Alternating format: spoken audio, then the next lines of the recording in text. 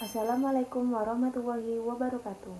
Perkenalkan, nama saya Feriska Tri Aprilia dengan NIM 860753434 dari program studi S1 PG PAUD Universitas Terbuka.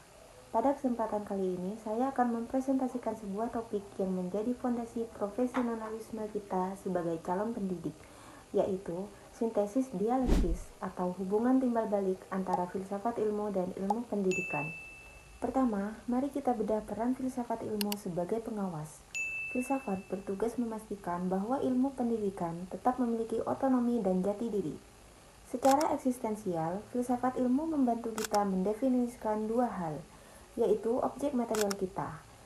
Ilmu itu sendiri sebagai bangunan pengetahuan sistematis dan objek formal kita, yaitu esensi pendidikan sebagai upaya sadar memanusiakan manusia.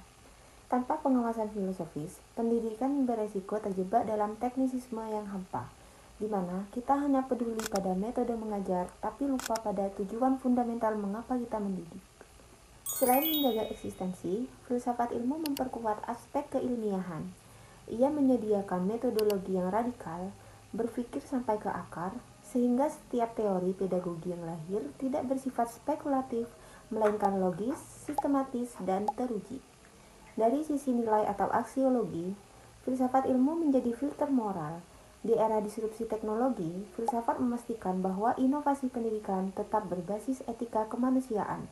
Kita diajarkan untuk tidak memutlakan satu kebenaran ilmiah saja, melainkan tetap terbuka dan kritis terhadap perkembangan zaman. Selanjutnya yaitu kontribusi pendidikan bagi filsafat. Pendidikan yang bermakna secara timbal balik memperkuat filsafat ilmu melalui apa yang kita sebut sebagai feedback loop. Pendidikan adalah laboratorium nyata bagi gagasan-gagasan abstrak. Ketika kita mempraktikkan pendidikan yang bernilai, kita menghasilkan data empiris dan problematika baru seperti fenomena learning loss atau tantangan etika digital yang menuntut filsafat untuk merevisi atau membangun paradigma baru. Selain itu, sistem pendidikan yang sukses mencetak individu yang bernalar kritis, seperti profil pelajar Pancasila, secara otomatis menyediakan pemikir-pemikir baru yang akan melanjutkan tradisi berfilsafat di masa depan. Sekarang, mari kita gunakan filsafat ilmu sebagai pisau analisis untuk membedah persoalan pendidikan melalui 3 dimensi utama. Yang pertama yaitu ontologi. Di sini kita bertanya, apa hakikat dari anak yang kita didik? Apakah kita memandang anak sebagai kertas kosong atau sebagai fitrah yang sudah membawa potensi unik sejak lahir?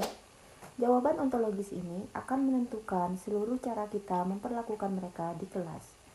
Jika kita memandang anak sebagai individu merdeka, maka pendidikan adalah proses menumbuhkan, bukan sekedar mengisi. Yang kedua, yaitu membedah dengan epistemologi. Pertanyaannya adalah, bagaimana pengetahuan itu diperoleh? Dalam PG PAUD, kita membedah metode. Apakah metode bermain sambil belajar itu efektif? Atau bagaimana proses stimulasi panca indera merubah menjadi pemahaman kognitif?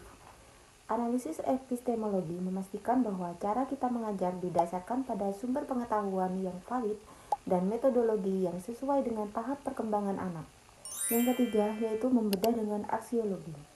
Fokusnya adalah nilai guna dan etika. Untuk apa ilmu ini digunakan? Di sini kita membedah aspek etika dan estetika.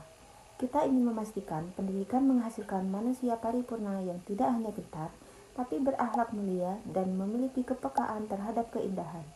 Aksiologi menjadi kompas moral dalam menyusun kurikulum agar tetap selaras dengan nilai-nilai luhur bangsa.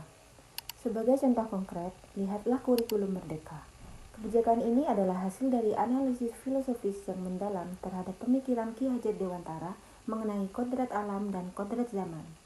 Secara ontologis, kurikulum ini mengakui keunikan individu melalui pembelajaran berdiferensiasi.